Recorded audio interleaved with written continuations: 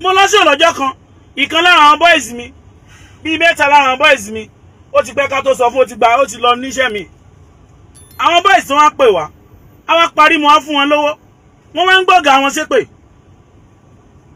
pé olórí burúkú ṣé ọ̀gá tiẹ̀ lè san owó báyìí ìgbà tọ́rọ̀ yẹn fi máa dé ọ̀dọ̀ mi wájú wọ́n ti ṣépè dáadáa ó ti dá argument. The question is ìgbà tí ò ṣe é dáadáa why are you still going there? ẹlòmíì máa pè é náà ebi ò lè pa ẹ́. àwọn tí mò ń sọ yẹn wọ́n ń tírìtì àwọn ọmọ báńdì wọn bí ẹrú. àwọn ọmọ báńdì wọn ò lè wọ designer ọ̀gá wọn sì ń rówó lóṣogbo ẹni o tí mo mọ̀ tí wọ́n bá wá ṣèèsì lọ play fún àgbàlagbà làwọn tí mò ń sọ yìí àgbàlagbà táwọn boys yẹn bá wá ṣèèsì lọ play fún ọmọ kékeré kan tó ẹsẹ̀ bẹ̀rẹ̀ orin tó wá sí owó wọ́n àwọn gbé ọ̀gá wọn ṣépè nínú. Now ewé ata òdẹ kí máa ń tata pọ́n ewé ata ò kí máa ń tata dì. ọ̀gá tó bá fìyà jọmọ ṣẹ́ tó bá dáa fún láàárọ̀ kò ní san fún lálẹ́. màá máa mú díẹ̀díẹ̀ ni màá máa mú wẹ́lẹ́wẹ́lẹ́. Number 1 owó band ẹ lọ ṣó kìíní ṣó kejì ṣó kẹta ṣó kẹrin ṣó karùn-ún olóṣù kìíní oṣù kejì oṣù kẹta ń bẹ kò dẹ̀ pay ẹ. It's not a sin if you answer another person. To refuse láti má dá wọn lóhùn mọ́ nínú band yẹn is not a sin. But at the same time ọ̀nà fún ọ̀nà ọ̀run ni èèyàn lè wò ń wò pé èèyàn lè má rẹ̀ lómi ìtọ́dá tó bá wọn tàbí tó gbajúmọ̀ tó bẹ́ẹ̀ pé èmi ti ró lórin tó jẹ́ wípé onílù rẹ̀ ẹyọ kan náà ni gbajúgbajà olórin tẹ́ ń pè káàkiri tó nílù rẹ̀ máa fọ́kọ̀pù ẹ̀ kò dẹ̀ ló nílù méjì tó nílù rẹ̀ máa treat fọ́kọ̀pù ẹ̀ kìí ṣe kó ṣe tí ò dá sí o tá disappoint ẹ̀ tó bá tún ti get onílù mi onílù yẹn á tún lọ kó family kó ẹbí kó ará ẹ bá ń bẹ̀ wọ́n mo ṣẹ̀ lóòótọ́ ọ̀rọ̀ yẹn ó nira àti dá sí torí èèyàn ò ráàrin wọn. olórin tí wọ́n ń ṣèkàfó nílù onílù tí wọ́n ń ṣèkà fún yẹn yóò wá máa wò pé wọ́n ṣe fẹ́mi ó possible kọ́ ẹ pé tòótọ́ ni wọ́n ṣe fún bọ̀dọ̀ onígangan yẹn. The question is ṣé ẹ̀ ń ṣe ẹgbẹ́ Abdon tí bọ̀dá yẹn bá ń ṣe ẹgbẹ́ Abdon kí ni wọ́n ń discuss ńbẹ̀ bí wọ́n ṣe dàgbà tó nínú ẹgbẹ́ ọmọ ẹgbẹ́ Wasiu Ayinde yẹn wọ́n gbọ́dọ̀ jẹ́ olórí nínú Abdon tí wọ́n bá ń ṣe ẹgbẹ́ onílù. Now tí wọ́n bá ń ṣe ẹgbẹ́ onílù kí ni wọ́n ń discuss ńbẹ̀ gbogbo nǹkan tó ń sọ yẹn lọ́dọ̀ tèmi o mi ò fọ́ fún màá dẹ̀ sọ experience méjì. Number 1 wọ̀ fún ní ìtẹ́lọ́rùn ó pè wọn náà fi dúró ńbẹ̀.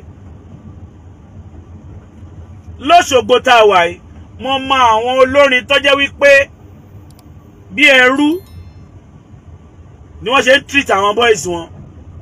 I will not mention name but wọ́n mọra wọn ẹ̀gbọ́n mi ni wọ́n ọ̀gá mi ni wọ́n. I'm the PRO of all musicians in Osun State, so I will not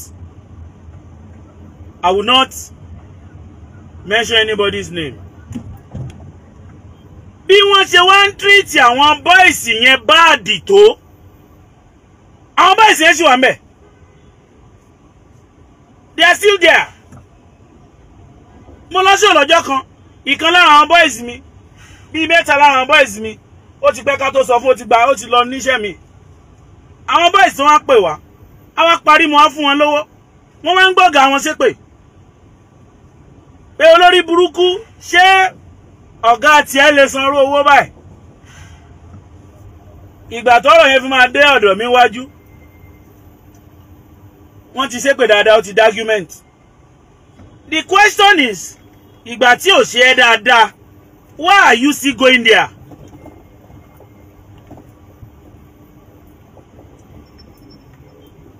Ẹlòmíì máa pè é náà ebi ò lè pa ẹ́. Àwọn tí mò ń sọ yẹn wọ́n ń treat àwọn ọmọ báńdì wọn bí ẹrú.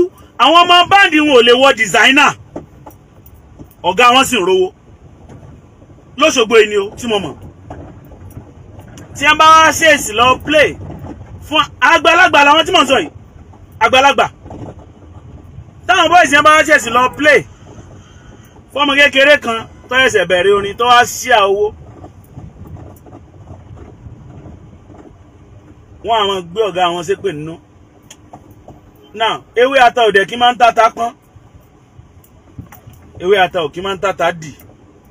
Ọ̀gá tó bá fìyà jọmọ ṣẹ́ tó bá dáa fún láàárọ̀ kò ní san fún lálẹ́ torí òógùn ojú olójú ni. Òógùn ojú olójú ni is not your sweat alone. Èyàn ò lè dórin kọ́ náà bí wọ́n ṣe ṣe lúpù tó ẹ kàn fi reduce àwọn ọmọ báńdì ni kìí jẹ́ gbogbo èèyàn gan ló lè kọrin sórí lúpù. Ọ̀gá ẹ̀ ń ṣe tí ò dá sí ẹ ó ń tírìtì yín bí ẹrú. Mo wà màá sọ eléyìí màá dẹ̀ sọ àwọn tó tọ́rọ̀ kàn. Mo wà studio àwọn Adégbòdù lọ́jọ́ kan mo wà lÉkòó àwọn Adégbòdù wa ní iṣẹ́ àjọ wà ń bẹ̀. Band boys yẹn nìkan dẹ̀dẹ̀ àwọn bíi márùn-ún báwọn Adégbòdù tẹ̀ ṣe kọrin tó ní ẹ̀ bá fún wọn lówó. Ṣèbí studio àwọn Adégbòdù ọ́fíìsì àwọn Adégbòdù ni mo wà ọ́fíìsì àwọn Adégbòdù ni mo wà tọ́gà wọn fi pè láti ìlú èbó pé ẹgbọ́n wọn lé fáwọn ọmọ mi lówó ẹ má fún wọn lówó mọ́ o mi ò fún wọn lówó bẹ́ẹ̀ yẹn wọ́n máa lajú. Now olórí burúkú ọ̀gá wà tí ó fẹ́ kọ́mọ rẹ̀ ṣe rere. Olórí burúkú ọ̀gá wà tí ó fẹ́ kọ́mọ rẹ̀ lálùyọ. Once you discover such person fi ilẹ̀. The question is àwọn tí wọ́n ti ń fi ọ̀gá yẹn sílẹ̀ kí wọ́n tó débẹ̀ torí ẹ̀jọ bẹ̀rẹ̀ báǹdì yẹn o. Àwọn tí wọ́n ti ń fi ọ̀gá yẹn sílẹ̀ kí wọ́n tó débẹ̀ ṣé wọ́n kú? Ṣé wọ́n rẹ́ lòmíì bá play? Ìwọ wá dúró síbẹ̀ màá dẹ̀ máa wò wọ́n báyìí àánú wọ́n dẹ̀ máa ṣe mí. Ẹni yẹn dẹ̀ pé ó ní táwọn Adégbòdù bá ti ń gbọ́ ọ̀rọ̀ tí mò ń sọ yìí wọ́n ti mọ ẹni tí mò ń sọ. Èmi ò ń bá wọn ọmọ mi lówó bẹ́ẹ̀ yẹn ẹ̀dẹ̀ ń bá mi fún wọn lówó má bá mi fún wọn lówó má o. Ẹ̀yin náà wo orú ọ̀gá bẹ́ẹ̀. Ẹ lọ wo àwọn band boys àwọn Adégbòdù ẹni tí wọ́n jọ bẹ̀rẹ̀ báǹdì yẹn ń bẹ nínú báǹdì. Wọ́n lè máa treat wọn right. Wọ́n lè máa treat wọn right. Wọ̀ fún ní ìtẹ́lọ́rùn. In tèmi against nínú nǹkan tí bọ̀dá yẹn ṣe ni pé you don't come to social media and be discussing your boss because kò mú ẹ jáde mọ́. Táwọn bá jáde tí wọ́n bá sọ ẹsẹ̀ tẹ́sẹ̀ ẹ lè má lè wẹ̀ mọ́ náà. Kò tẹ́ ẹ lọ́rùn mọ́ kúrò ńbẹ̀.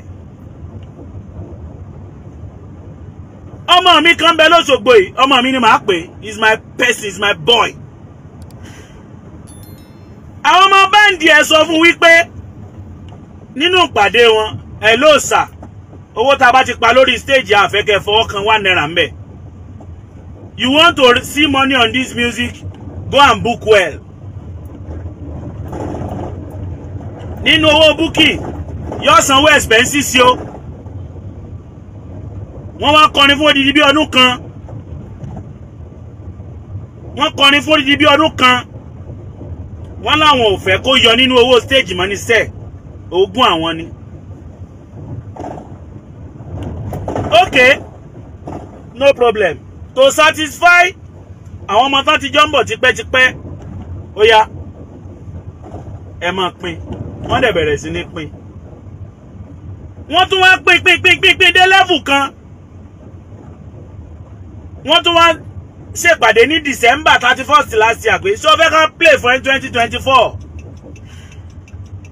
A fẹ́ máa gba percentage nínú yàtọ̀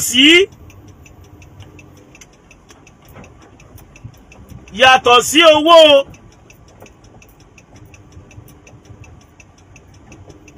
stage o tó yẹ pé àwọn ọmọ báǹdì nìkan la máa pín. A fẹ́ máa gbà nínú owó booking rẹ. Ọ̀rọ̀ tó ṣẹlẹ̀ sí ọmọ mi, my direct person tí mo dẹ̀ dá sí ni o. A fẹ́ máa gbà nínú owó booking ẹ. Owó tí wọ́n fi pè ọ́ léléré. Ọmọ fún 1% ń bẹ. Lẹ́yìn tí ọba gba tá bá gba gbogbo owó orí stage tán, a fẹ́ gbà no percentage owó booking. Ẹ kúrò lórí ẹ̀. Àwọn ọmọ báǹdì tí ọ̀dá wà. Olórí burúkú ọ̀gá náà dẹ̀ wà. Olórin ẹ̀mí tó yẹ pé ọlọ́nà mi èsì ìríṣò lọ. Ó sì lọ program Friday, Saturday, Sunday.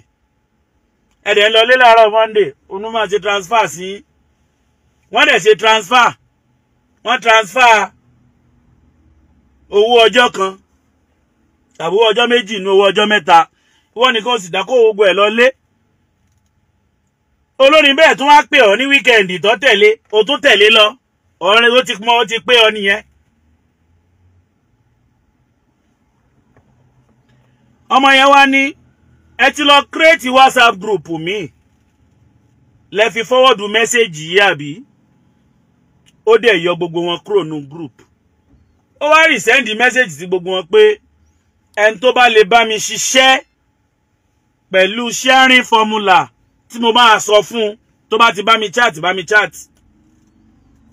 Àwọn ọmọ yẹn ti rò pé they are all in all. Àwọn ọmọ yẹn ti rò pé a máa jẹjú ẹ̀ ní nígbà táwọn bíi mẹ́fà wọ́n ń sọ̀rọ̀ lọ́jọ́ Thursday, ọmọ yìí ní show lọ́jọ́ Friday o. Ẹ̀rọ mental health ẹ̀rọ situation tó máa wà. Ọmọ yẹn dẹ̀ lọ wá new set of guys. He's doing fine now. Àwọn ni wọ́n ń jìyà rẹ̀. Nínú iṣẹ́ orin yìí, alọ́gà tó dáa. Tẹ́ pé àlùbáríkà ó bá ṣiṣẹ́. Àwọn ọ̀gá kan tún wà tó jẹ́ wípé o lè gbowó lọ́wọ́ wọn, kò sí méje sí àwo fún ẹ tó dáa. O lè gbowó lọ́wọ́ wọn kó fi ṣe nǹkan rẹ̀.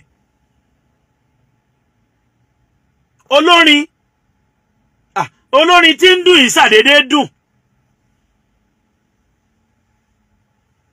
Eré tó lórin bá sá pé kó lè dáa fún, tọ́gà ń lù bá sá irú eré bẹ́ẹ̀ kò ní lè play fún lù mọ́. Ọmọ yìí dẹ̀ wò pé okay, ẹ ti sú mi, mo ti sú yín nìyẹn, ẹ lọ wẹ́lò mi. Mo fẹ́ bẹ́ẹ̀. Ó ní Apostle tí n bá gbà wọ́n padà kí n kú, they can't play for me again. I have satisfied them enough. What about that? Ọ̀rọ̀ tó ṣẹlẹ̀ sí mi tí mo dá sí ni o lọ́ṣogbo yìí. Ọmọṣẹ́ tí ò dá wà. Ọ̀gá tí ò wúlò wà. Bọ̀dẹ́mi ò láìkì ní káwọn wá social media. Káwọn wá social media káwọn sọ̀rọ̀ ọ̀gá wa, káwọn yẹ̀yẹ́ olórin. I don't appreciate that. Ọmọṣẹ́ tí ò wúlò wà. Ìwọ náà dẹ̀ ni ó dẹ̀ ń play. Ó ń play instrument. Ó ní láti máa improve now. wọ́n láti improve tọ́gà rẹ̀ ò bá ti ṣe dáadáa another person will call you if you carry something that is valuable èèyàn ẹni wọ́n máa disturb ẹ.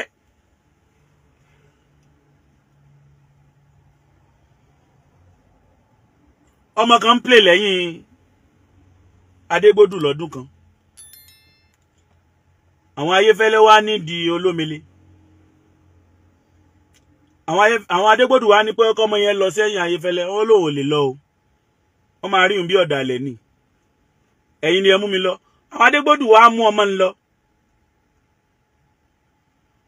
owó alákọ̀ọ́kọ́ tí ọ̀kọ̀ọ̀kọ́ gbà báyìí ó bú ẹkún ni ó bú ẹkún ní bá ń sunkún sóun ló ní gbogbo owó yìí wọ́n ní hẹ owó rẹ̀ ni owó tèmi nìkan wọ́n ní hẹ ló bá bú ẹkún kò fọwọ́ kan owó yẹn tó fi dọ́dọ̀ àwọn Adégbòdù pé àbí wọ́n ń prank mi ni ẹ wá dúró owó tí wọ́n kó fún mi imagine kan fún Olómele ní 200,000 owó show kan ó pariwo ó padà wá Adégbòdù yóò dáa fún yín àwọn sì rán bí létí tó bí 5 lọ́dọ̀ àwọn twins ńgbà náà lọ ọdún mọ̀ sọ ètò tó bí 6 years tó bá ń play fẹ́ nìkan tí ò bá tẹ́ ẹ lọ́rùn it's not about coming to social media with sharing formula Olorin no tí n bá gbaṣẹ́ I know mo wà pẹ̀lú ọ̀gá wa kan ní Ìjẹrin ọ̀gá bá ní bó ṣe yẹ ká máa ṣe ni pé tá a bá ti gbaṣẹ́ nínú owó tá a fi gbaṣẹ́ ló yẹ ká ti settle àwọn boys pé kò sí tó kàn wọ́n pẹ̀lú owó tá a bá pa lórí stage mo ní tó kàn wọ́n wà pẹ̀lú owó tá a bá pa lórí stage ogún ojú gbogbo wa ni o báǹdì oníkálukú dẹ̀ ní sharing formula bí mo ṣe ń ṣe lórí stage tèmi leléyìí o tó bá ti dé wọ́n sọ fún ọ pé bá a ṣe máa ń ṣeré bí wọn ò bá fọ̀rọ̀ ẹnu sọ fún ọ ó rí iye tí wọ́n fún ọ tí ó bá tẹ́ ọ lọ́rùn wò ń bẹ̀ náà.